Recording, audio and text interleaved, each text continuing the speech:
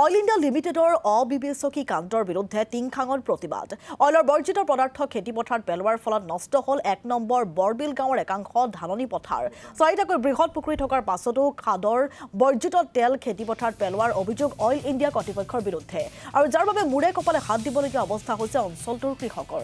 বিনষ্ট হোৱা শস্যৰ বিনিময়ত ক্ষতিপূৰণ দাবী কৰিছে অঞ্চলটোৰ কৃষকে।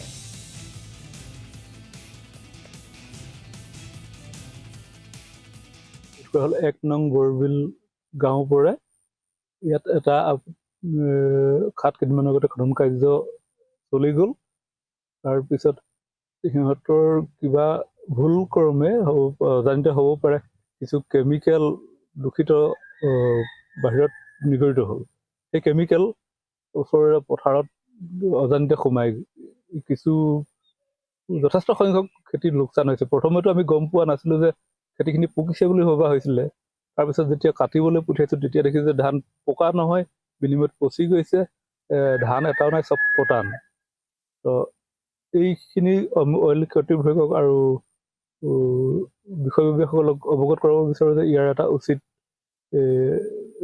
পৰামৰ্শ দিয়ক, আৰু লগতে যিখিনি শস্য অনিষ্ট হৈছে তাৰ ক্ষতিপূৰণ দিয়ক, আৰু এই বস্তুটো আগন্তুক দিনত